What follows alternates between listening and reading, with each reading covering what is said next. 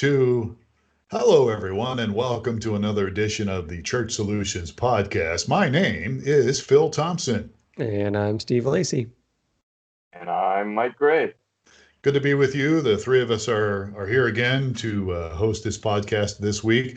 Thank you for spending some time. We're a company that helps churches with technology, streaming, mobile apps, and lots of things. We've been doing it for almost 20 years. Have to have a big party here one of these days, guys, when we turn 20 years old, right? Yeah, that'll be next year. All right. No comment from Steve on that. So we're going to talk today about something that I think all three of us find very interesting. And I want to throw a little disclaimer out here first. And first of all, we're going to talk about Google business reviews and how they really matter more than ever. And I know that some of you listening out here, and I know that, our listeners by and large are people that are involved in their church as leaders, pastors, board members, deacons, just involved in your church or whatever it is you do. And so I'm sure some of you might be thinking, what in the world do Google business reviews have to do with my church? And why should I care about this? And I'm going to throw this over to Mike Gray, because Michael Gray, among other things, has helped businesses over the years and churches, of course. And Michael, the first thought that may pop into some people's minds is, why should I care about this? I'm with a church. I'm not with a business. Why should I care about reviews?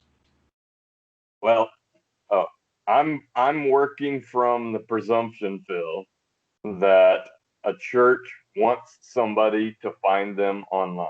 Okay, so that's my basic premise, that your church, wherever you're at, you want people to find your Facebook, your website, your something about you, so that they can check you out, come to your online service, or walk in your door. That's my presumption. So if that's not you, this may not be the broadcast for you, because that's our base premise that we're working from. So nothing really is more important. So when I go down to a list of a church plant that I'm working on, or somebody that we're trying to get launched and get found online, we start with their Google business account. So your Google My Business account, which also encompasses your location, maps setup, Google Maps setup, and Google reviews, all of that's married together in one location. So it's very important, number one, that you set it up. Secondly, if it's already set up, that you have access to it, because again, expanding searchability, if you respond to every review that anybody ever does, then it also creates more activity, which is going to push you again further to the top of search. If you speak into your phone, or you type into a search bar, church near me, which is the most searched term for all churches everywhere, see what comes up. And what you typically see is at the top of that page, you have 3 to 6 search listings based on maps and maps locations. Those are foundationally based on, in my vicinity, who has the most activity and who has the most reviews on their Google business account. Okay, let me just jump in here real quick, because I agree with what you're saying, and I get what you're saying. I've got a bunch of stats here, so I don't know where to dump these in here, but I'm looking at a study done by Bright Local, which is a company that actually helps businesses, even though we're talking about churches today, get reviews and how that all works. And here's a stat that I think is interesting. 91% of consumers regularly or occasionally read online customer reviews to determine whether a local business is good or bad.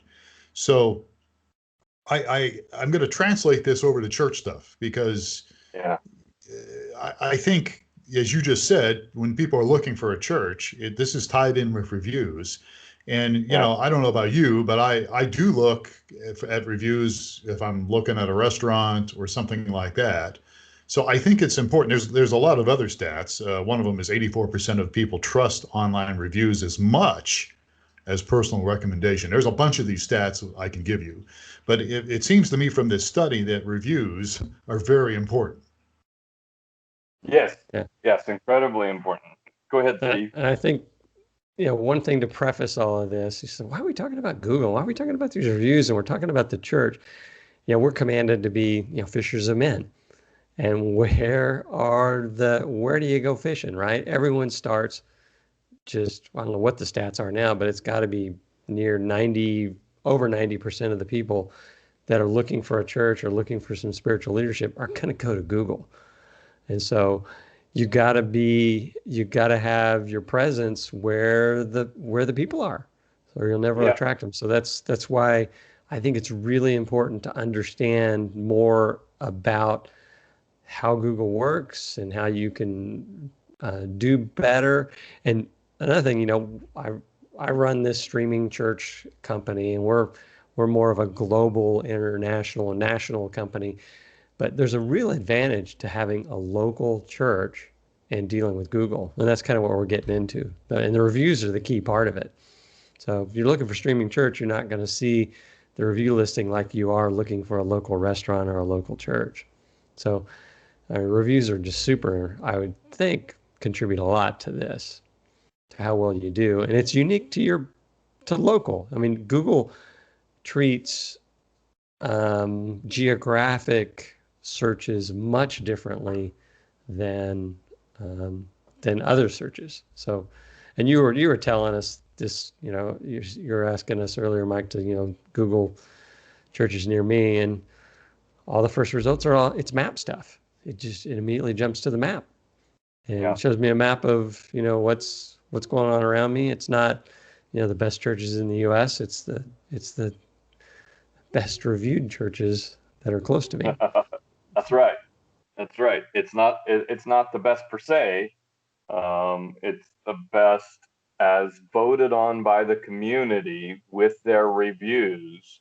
So not just Google, but other search engines and other review tools. I would say the two you need to focus on is Google and Yelp. Those are the most influential. Now, I'm not going to talk about how much a fan I am of either one, because I'm not a fanboy for either one of these companies, especially Yelp. I do not like their tactics. But if you want to get found online, you have to use those platforms and make sure your listing is accessible and owned by you and has the correct information. So questions about that. So you mentioned Google Business Account.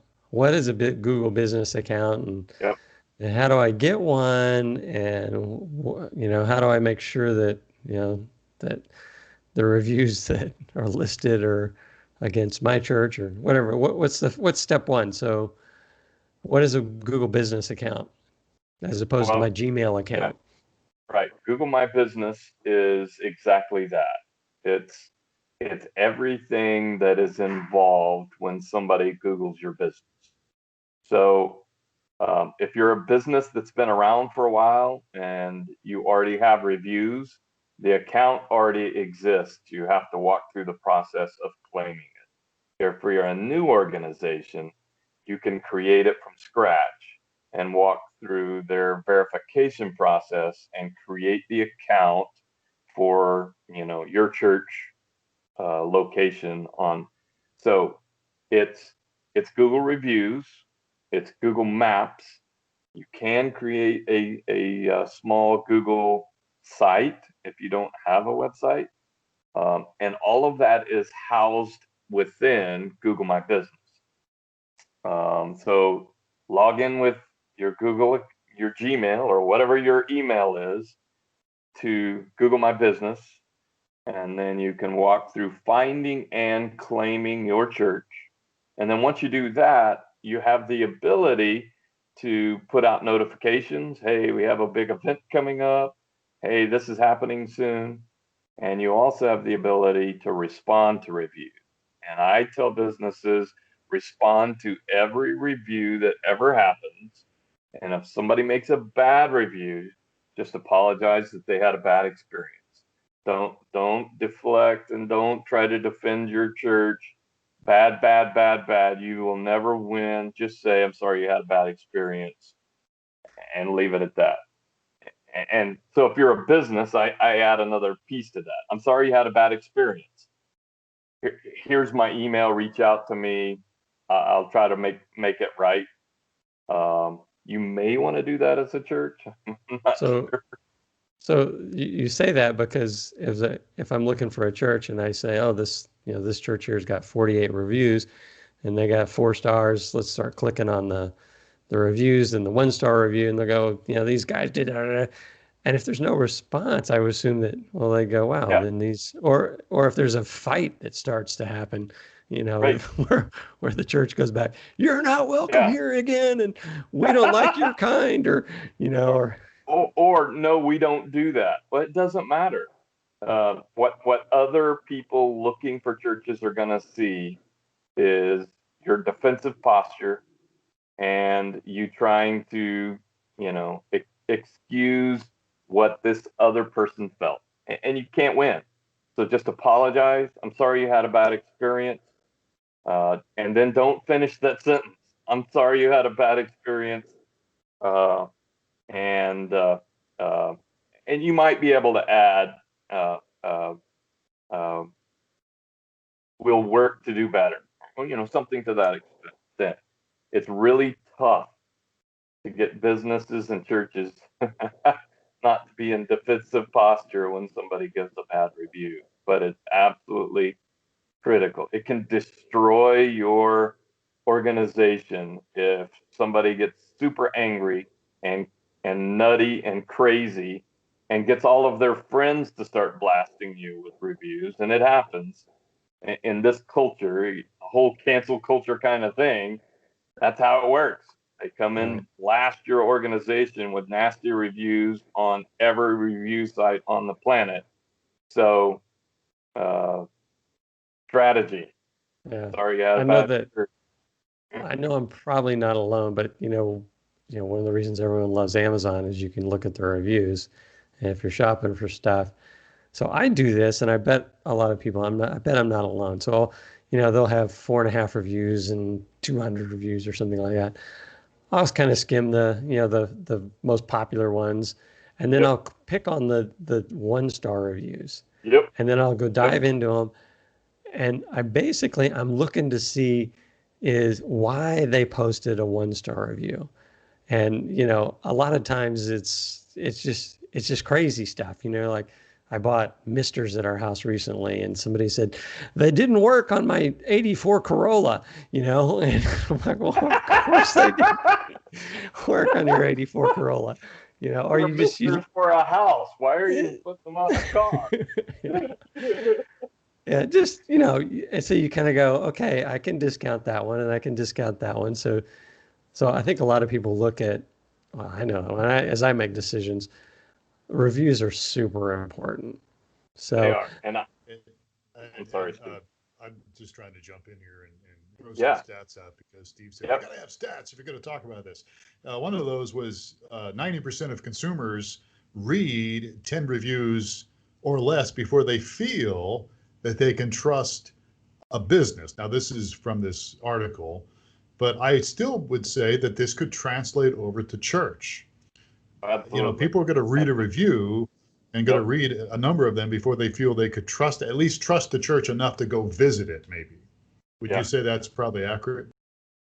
I know it's accurate because I helped churches with their reviews, and there were a couple churches that had some really bad reviews on the negative side. So, Steve, what you said is absolute truth. Almost everyone scans a few good ones, and then they go to the 1s and 2 stars and see what's wrong.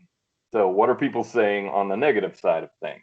And it's very easy for most people to see the misters on a Corolla. I mean, that kind of nutty 1-star review stuff. Yeah, I'm sorry I wrote that review too, by the way. I shouldn't have done that. I'm sorry. Go ahead. Sorry. Yeah. Your water source on your Corolla was anyway. So you can't, in most cases, you can't take those reviews down. It's hard to get a review taken down. It's best to spend your energy asking people to give you an honest review online. I'm a big fan of the stickers that you put up around your building, review us online. And there are services that you can actually contract with that will solicit reviews from people who are finding you. I know there are several companies out there that do that kind of thing. You guys familiar with any of those? That are Right. that are doing what? Review management. So companies, companies that do review management for whatever kind of business you have. Oh, definitely. Actually, I have one in the family here that has a business that's geared around reviews. And I'll talk a little bit more about that. So I just wanted to kind of get at the basics. If I'm a church and you're giving us advice on do Google My Business. So if you just literally go into Google and say, Google My Business, you get your business profile, reclaim your profile. You gave us number 2 is respond to reviews, good reviews and bad reviews, every review you get. And I think another thing that, since I do have one of these accounts, but it's not really as important for my business as I'm not a local business, is they give you the opportunity to post pictures, right? Yeah, absolutely. Yes. So you want to, and I guess people that, as I go to a restaurant, I know that, if it's a place I really, I got my favorite sushi place that I go to every week. And so I'm trying to help them out as much as I can. So I'm taking pictures in the restaurant and posting them with my Google review. Yeah. And I start to see, as I go Google, looking up the phone number of the place, I go, hey, there's that I took that picture. So encourage, I would assume you want to encourage your people to give reviews, and also you want to take photos as the business owner. You can take your own photos, right? Yes, you can. There's 2 pieces of that. You can load at this point. I believe it's 10 photos and videos. So you can add photos and videos to your Google My Business account, and you can go one step further, and you can hire a Google verified photographer that will come out and take 3D walk around pictures of your facility. And then on the back end, they will connect that to your Google My Business account, and it even increases the search more. But so, for instance, my home church, if you use the Google My Business account, you can go there and basically walk all throughout the facility. You can see the kids wing, you can see the worship center, you can see the lobby. Every piece of it is a 3D walk around. So I can feel what it's like to be at your facility. Oh, that's nice. Not terribly expensive, under $500. Photos, they shoot the photos and load them to your account through Google, and so you really don't have to do anything other than hire them. Wow. Yeah. So, and then there's a stat. Sorry, Steve, but I'll cut you off and I'll let you get to what you want to say. I just, again, I want to throw these stats out here. 7 out of 10, and again, this is a business article, but we want to translate this, so to speak, to church. But according to this article, 7 out of 10 consumers will leave a review for a business if they are asked to. And so I would think that if you were a church and you were asking your members and to leave a review, they would probably even be more excited to leave a review if you would just simply ask them to do so. Don't you think? Yeah. Yes, they will. There's a few caveats to that, Phil. You have to be careful not to stack reviews. So you can't get up one weekend from the stage and say, hey, I want all of you guys to go do a review today. Any more than 2 a day gets ignored by Google, because they can tell you're doing something what they consider to be not honest and organic reviews. It's another reason that a service that requests them and it does it as they're approached is a better option Right. if you're going to take it serious. So getting into that, I mean, my son's just recently started a business. It wasn't geared for churches, but it would work for it. It's called Review Apply, reviewapply.com. And this whole thing is multiplying your reviews. And it's a service that works, with the church, where they would send out a text to someone that's just come to a business and say, hey, how was your experience? Was it good, bad, or indifferent? And they respond and say, well, if you'd be willing to give a review on Google, here's the link. Please review away.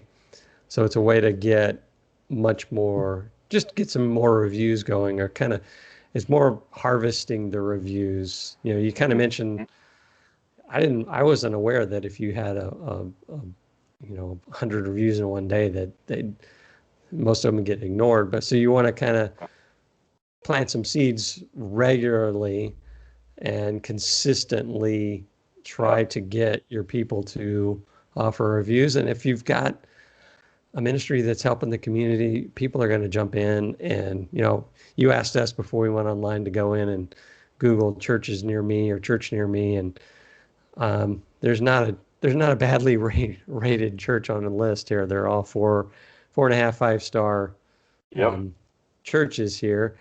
And the ones that pop to the top of the list are the ones that had the most reviews. So right. I think it must have an algorithm that it may not be the closest to me, but it's fairly close to me, and it has a lot of reviews. Yeah, and so what Google's saying in that is the community has voted, and these 3 churches that are near you are the most popular. People have said the most positive things about these 3 organizations, and therefore, even if nobody can find their website, their maps location, which has a listing for the website in it, is at the top of Google search. And so it's part of how things work. You can love it, you can hate it, it doesn't matter. It's how the internet works. So use it to your advantage and optimize it as best you can. This is good stuff here. We're about out of time, but I'm going to just underscore this, and this is just my opinion, but I think the 3 of us here agree, and I would hope that you would. You may be running a church or maybe involved in your church, and again, you might say, well, it's not a business, but I mean, you count the money, right? And you do probably do some data, so there's business within your church that happens. And so when we started this discussion at the very top of the hour with 91% of consumers regularly or occasionally read online reviews, customer reviews, they do that to determine whether, a local business is good or bad. And I think the same applies to your local church. And so I would say, as we close this discussion, I would say you need to start getting on the bandwagon, so to speak, if I can use the term bandwagon. You need to start getting on the ball here with some of the things that Michael just suggested. If you want people to find you and start coming to you, if you don't care, if you're not interested in new people, then I guess this is an irrelevant podcast, I guess. Well, if you're a church, you want to reach people, and the way you reach people is through these means. So I want to build up kind of Mike's resume some more before we started here. He was doing this, full time for a while, working with businesses and getting this going. So, he's working with Streaming Church now. So what if I'm a church and, I'm a newbie to this, or even, I'm aware of it, but I want to get better. What's a good way to reach out to you, Mike? Mike at streamingchurch.tv. Right. So I do support there, but you can email me. I'm really passionate about this because I like people to be successful. I'd love for us to do another podcast about what's the phase 2. They found my Google review. Now they clicked on my website. What do we want them to see? Have I made it easy for them to watch some of my recorded services so they can see what the deal is at my church? Nothing is more powerful than a recorded service to tell people, is this my kind of church or is this not my kind of church? Really helps qualify people for your church if you do it well. But I find that as I look on sites, they're so hard to find. It's so hard to find the live service and the recorded service, the most powerful things on your website. So anyway, I'm really passionate about that. I work with businesses. I taught some classes at the local college. I've done this for years. I really love helping people, especially now in the context of church. Get found in their community, have big impact in their community, and reach people who are literally looking for what they do. They're looking for your kind of church. Let's just help them in the process, make it a little easier. Mm-hmm. Absolutely. All right. Well, we are out of time here, and that's Michael Gray there talking, who is actually part of the Streaming Church team here. Steve Lacy's been with us as well. I'm Phil Thompson. So yeah, reach out to Michael, just Mike at streamingchurch.tv, or if you're fortunate enough, you could catch him actually live chat. You'll get him or me or Steve or somebody around here, but you can just go to streamingchurch.tv, and during our Arizona business hours, we are on live chat. We'd be happy to help you guys. Michael would be happy to help any way he could, because this has been good. And yeah, we should do a part 2. We should probably do a part 2 on this podcast and help people, because over 50% of the people that read reviews do end up going to the website, according to this study that was done recently. All right, guys. Thank you so much, Michael. You bet. My pleasure. And thank you, Steve, as usual. Good questions. All right. Thanks for having me. This is great stuff.